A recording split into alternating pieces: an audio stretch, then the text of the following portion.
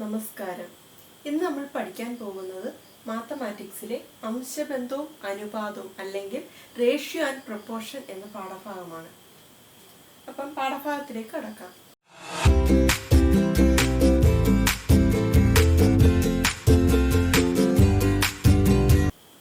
ആദ്യം നമുക്ക് അംശബന്ധം എന്താണെന്ന് പറയാം. ഒരേ സ്വഭാവമുള്ള രണ്ട് അളവുകളെ ഭിന്നസംഖ്യാ രൂപത്തിൽ സൂചിപ്പിച്ചാൽ അവയാണ് അംശബന്ധം എന്ന് പറയുന്നത്. ഒരേ സ്വഭാവമുള്ള രണ്ട് അളവുകളെ ഭിന്നസംഖ്യാ രൂപത്തിൽ സൂചിപ്പിച്ചാൽ അവയെ അംശബന്ധം എന്ന് പറയാം. എക്സ് വൈ എന്നീ രണ്ട് അളവുകളെ അംശബന്ധത്തിൽ പറയുന്നത് എക്സ് റേഷ്യോ വൈ അല്ലെങ്കിൽ എക്സ് അംശബന്ധം വൈ എന്നാണ്. ഇനി എക്സ് റേഷ്യോ വൈ എന്നത് എക്സ് ഡിവൈഡഡ് ബൈ വൈ എന്നാണ്. എക്സ് റേഷ്യോ വൈ എന്നത് എക്സ് ഡിവൈഡഡ് ബൈ വൈ എന്നാണ്. അടുത്തതായിട്ട് എ എന്നൊരു തുകയെ എക്സ് റേഷ്യോ വൈ എന്ന അംശബന്ധത്തിൽ ഭാഗിച്ചാൽ ഓരോ ഭാഗവും, ആദ്യത്തെ ഭാഗം എന്ന് പറയുന്നത് a X divided by X plus വൈയും രണ്ടാമത്തെ ഭാഗം എന്ന് പറയുന്നത് a Y divided by X plus വൈയും ആയിരിക്കും. അപ്പൊ എ എന്ന് പറയുന്ന ഒരു തുകയെ എക്സ് റേഷ്യോ വൈ എന്ന അംശബന്ധത്തിൽ ഭാഗിച്ചാൽ ഓരോ ഭാഗവും A X divided by X plus Y എന്നും രണ്ടാമത്തെ ഭാഗം A Y divided by X plus Y ആയിരിക്കും.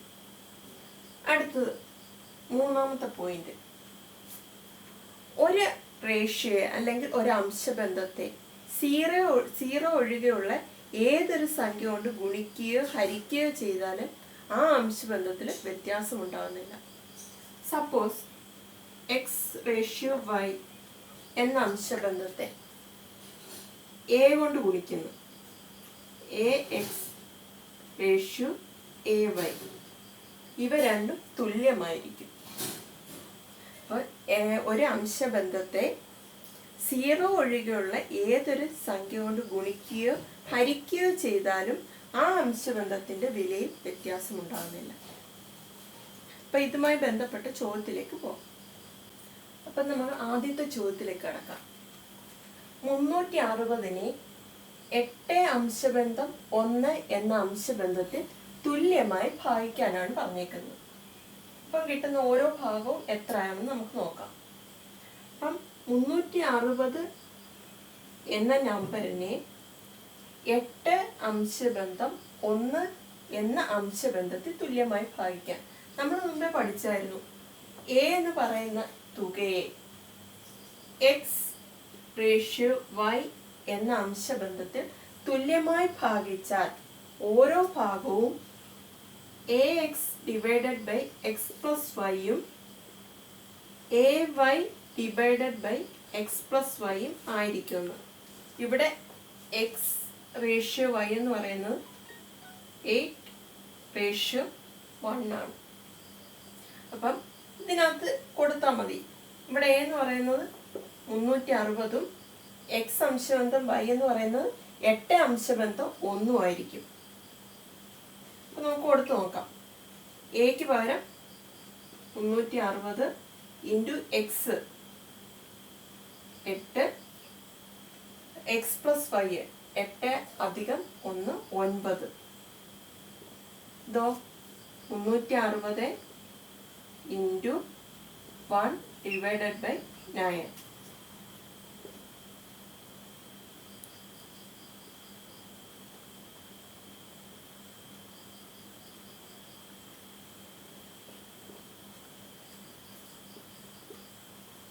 ഒൻപത്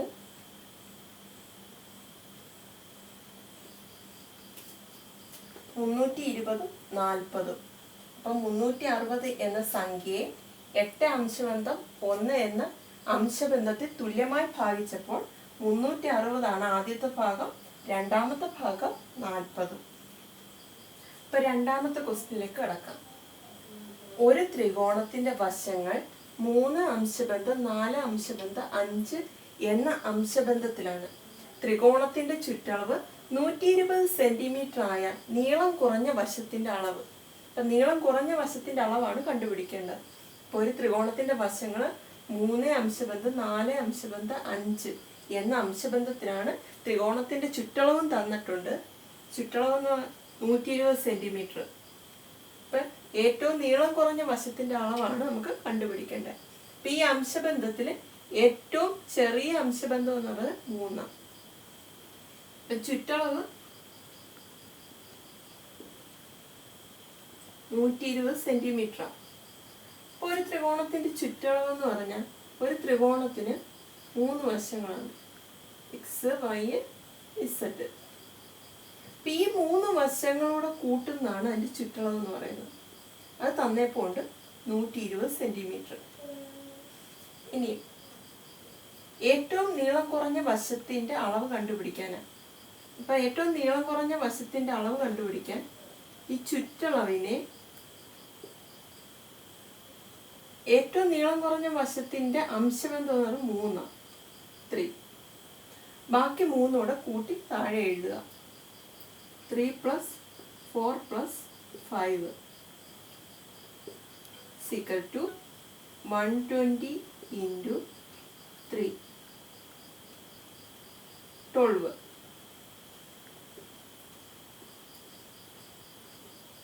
10 × 3 30. അപ്പം ഏറ്റവും കുറഞ്ഞ വശത്തിന്റെ നീളം എന്ന് പറഞ്ഞാൽ 30 സെന്റിമീറ്റർ ആണ്. അപ്പം 120 ഏറ്റവും ചെറിയ 120 എന്നുള്ള ചുറ്റളവിനെ ഏറ്റവും ചെറിയ വശത്തിന്റെ അംശബന്ധം 3, ബാക്കി 3 അംശബന്ധങ്ങളെ കൂട്ടുക, ഇതുമായിട്ട് ഡിവൈഡ് ചെയ്യുക. അപ്പോൾ 120 × 3 3 + 4 + 5 12. 12ഉം 12ഉം കൂടെ ക്യാൻസലായി, ബാക്കി ഇവിടെ 10 ഉണ്ട്. × 3 30 സെന്റിമീറ്റർ. അപ്പൊ ഇതുവരെ നമ്മൾ അംശബന്ധത്തെ പറ്റി പറഞ്ഞ് ഇനി അനുപാതത്തെ പറ്റി പറയാം. ഇപ്പൊ 2 അംശബന്ധങ്ങൾ അവ തുല്യമായാൽ അനുപാതത്തിലാണെന്ന് പറയാം. എ അംശബന്ധം ബിയും സി അംശബന്ധം ഡിയും ഇവ തുല്യമാണെങ്കിൽ AD = BC എന്ന് പറയാം. അപ്പൊ 2 അംശബന്ധങ്ങൾ തുല്യമായാൽ അവ അനുപാതത്തിലാണെന്ന് പറയാം.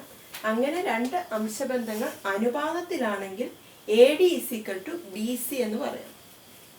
ഉദാഹരണത്തിൽ 2 അംശബന്ധം 3 4 അംശബന്ധം 6 ഇവ തുല്യമാണ്. അപ്പൊ ഇവ തമ്മിൽ അനുപാതമാണെന്ന് പറയാം. എങ്കിൽ ഇവിടെ AD എന്ന് പറയുന്നത് 2 × 6ഉം BC എന്ന് പറയുന്നത് 3 × 4ഉമാണ്. 12 2 × 6 12 3 × 4 12. അപ്പൊ 2 അംശബന്ധങ്ങൾ അനുപാതത്തിലാണെങ്കിൽ ഇപ്പൊ A അംശബന്ധം ബിയും സി അംശബന്ധം ഡിയും അനുപാതത്തിലാണെങ്കിൽ AD = BC എന്ന് പറയാം. അപ്പൊ ഇതുമായി ബന്ധപ്പെട്ട പ്രോബ്ലവും PSCക്ക് ചോദിക്കാറുണ്ട്. അപ്പൊ അതിലേക്ക് പോകാം. 3ാമത്തെ ചോദ്യത്തിലേക്ക് കടക്കാം. 3 അംശബന്ധം 5 = x അംശബന്ധം 25 ആയാൽ എക്സിന്റെ വില കണ്ടുപിടിക്കാനാണ് ചോദ്യം. 3 അംശബന്ധം 5 = x അംശബന്ധം 25 ആയാൽ എക്സിന്റെ വില. അപ്പൊ നമ്മൾ പറഞ്ഞായിരുന്നു 2 അംശബന്ധങ്ങൾ അനുപാതത്തിലാണെങ്കിൽ A അംശബന്ധം ബിയും സി അംശബന്ധം ഡിയും അനുപാതത്തിലാണെങ്കിൽ AD = BC ആണെന്ന് പറഞ്ഞു. അതേപോലെ ഇവിടെ എയുടെ സ്ഥാനത്ത് 3, ഡിയുടെ സ്ഥാനത്ത് 25, ബിയുടെ സ്ഥാനത്ത് 5 × സിയുടെ സ്ഥാനത്ത് x = ഈ 5x ഇപ്പുറത്ത് 5x = 3 × 25. ഇതിൽ നിന്നും x = 3 × 25 ഡിവൈഡഡ് ബൈ 5. 5 ഇൻറ്റു 5 ആണ് 25. സീക്വൽ ടു 3 ഇൻറ്റു 5 15 കിട്ടും. അപ്പം 3 അംശബന്ധം 5 ഈക്വൽ ടു എക്സ് അംശബന്ധം 25 ആയാൽ എക്സിന്റെ വില കാണാനാണ് പറഞ്ഞത്. അപ്പം നമുക്കറിയാം 2 അംശബന്ധങ്ങൾ അനുപാതത്തിലായാൽ a d equal to b c എന്ന് എഴുതാം. അവിടെ നമ്മൾ വില കൊടുത്തു. എയുടെ സ്ഥാനത്ത് 3, ഡിയുടെ സ്ഥാനത്ത് 25, ബിയുടെ സ്ഥാനത്ത് 5, സിയുടെ സ്ഥാനത്ത് എക്സ്. അതിൽ നിന്ന് എക്സിന്റെ വില equal to 3 into 25 divided by 5 എന്ന് കിട്ടി. 5ഉം 25ഉം കൂടെ ക്യാൻസലായി 3 ഇൻറ്റു 5 15 എന്ന് കിട്ടി. ഇത് മനസ്സിലായെന്ന് കരുതുന്നു.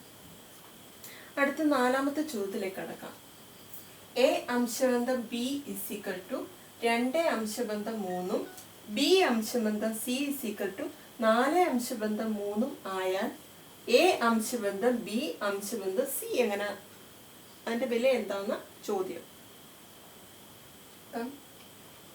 എ അംശബന്ധം ബി ഈക്വൽ ടു 2 അംശബന്ധം 3ഉം ബി അംശബന്ധം സി ഈക്വൽ ടു 4 അംശബന്ധം 3ഉം ആയാൽ എ അംശബന്ധം ബി അംശബന്ധം സി ഇതിന്റെ വില കണ്ടുപിടിക്കാനാണ് പറഞ്ഞിരിക്കുന്നത്.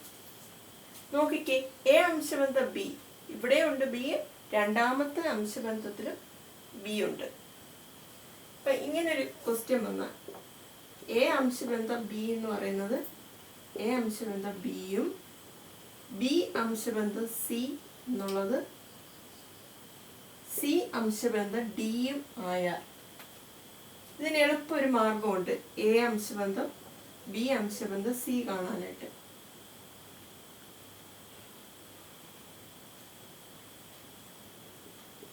ഈ തന്നേക്കുന്ന ഈ ചേർന്നേക്കുന്ന തമ്മിൽ ഇൻറ്റു ചെയ്താൽ മതി.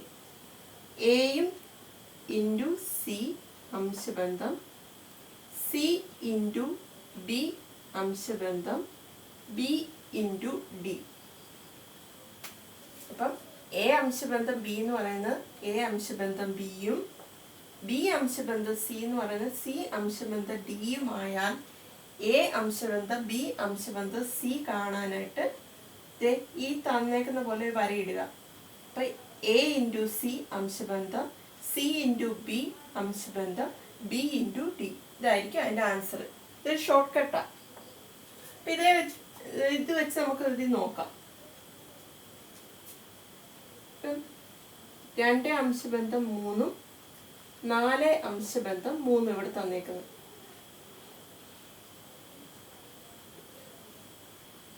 ടു ഇൻറ്റു 4 അംശബന്ധം 4 ഇൻറ്റു 3 അംശബന്ധം 3 ഇൻറ്റു 3 സീക്വൽ ടു 4 ഇൻറ്റു 2 8 അംശബന്ധം 4 ഇൻറ്റു 3 12 അംശബന്ധം 9 3 ഇൻറ്റു 3 9.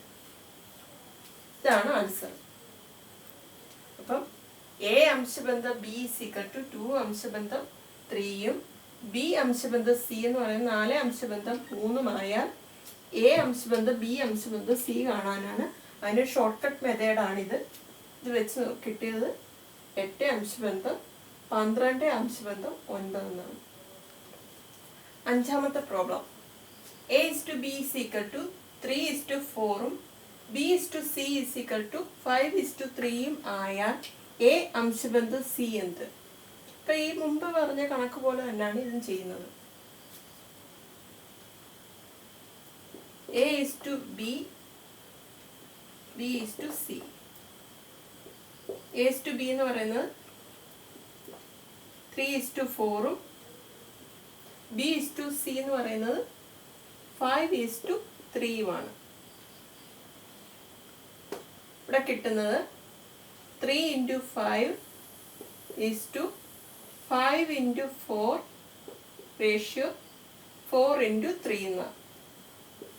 3 ഇൻറ്റു 5 15, 5 ഇൻറ്റു 4 20, 4 ഗുണം 3 12.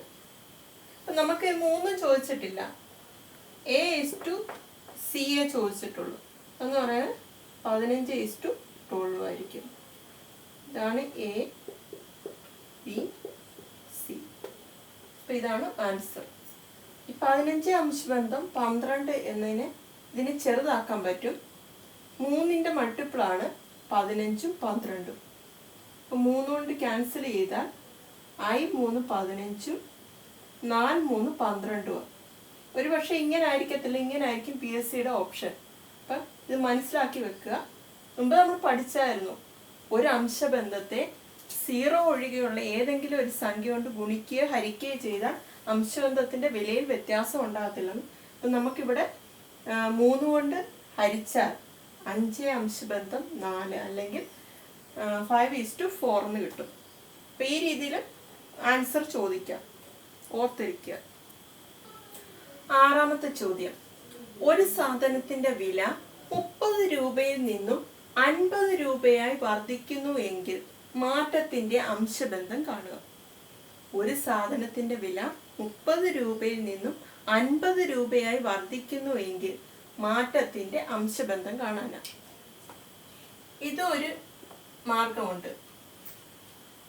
ഒരു സാധനത്തിന്റെ വില എക്സിൽ നിന്നും വൈയിലേക്ക് മാറിയാൽ ഈ മാറ്റത്തിന്റെ അംശബന്ധം എന്ന് പറയുന്നത് y:x ആയിരിക്കും.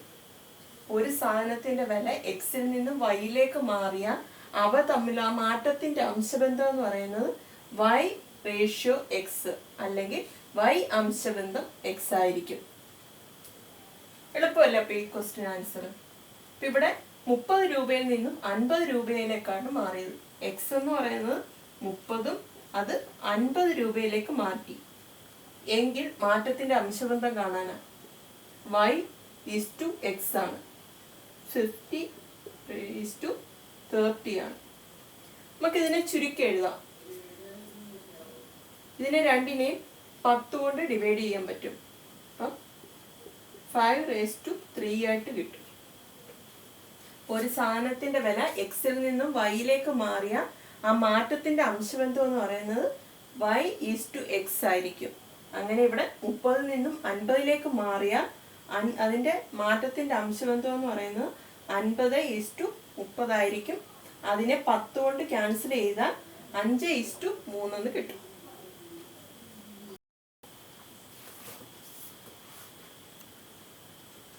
അടുത്ത ചോദ്യം, 7ാമത്തെ ചോദ്യം.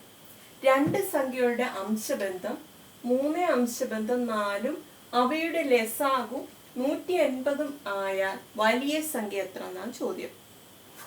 അപ്പൊ രണ്ട് സംഖ്യകളുടെ അംശബന്ധവും അവയുടെ ലസാഗുവും തന്നാൽ സംഖ്യ ചോദിച്ചാൽ അത് കാണാനൊരു മാർഗമുണ്ട്. വലിയ സംഖ്യ ചോദിക്കുന്നെങ്കിൽ ലസാഗു ഡിവൈഡഡ് ബൈ ചെറിയ സംഖ്യയുടെ റേഷ്യോ.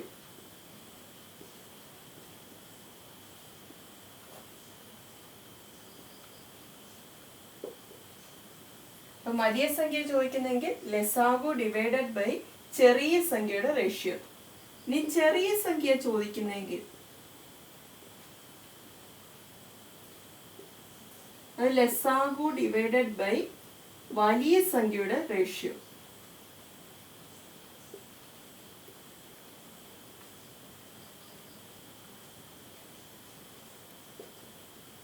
അപ്പൊ രണ്ട് സംഖ്യകൾ തമ്മിലുള്ള അംശബന്ധവും അവയുടെ ലസാഗുവും തന്നാൽ വലിയ സംഖ്യ ചോദിച്ചാൽ ലസാഗു ഡിവൈഡഡ് ബൈ ചെറിയ സംഖ്യയുടെ റേഷ്യോ.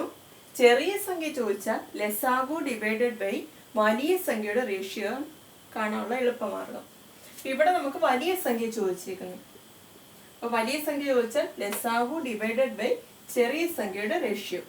ഇവിടെ ലസാഗു എന്ന് പറയുന്നത് 180 ആണ്. ഡിവൈഡഡ് ബൈ ചെറിയ സംഖ്യയുടെ റേഷ്യോ 3. 3ഉം 18 കൂടെ പോവും, 60 എന്ന് കിട്ടും. അപ്പം രണ്ട് സംഖ്യയുടെ അംശബന്ധം 3:4ഉം അവയുടെ ലസാഗു 180 ആയാൽ വലിയ സംഖ്യ കാണാൻ പറഞ്ഞാൽ ലസാഗു ഡിവൈഡഡ് ബൈ ചെറിയ സംഖ്യയുടെ റേഷ്യോ.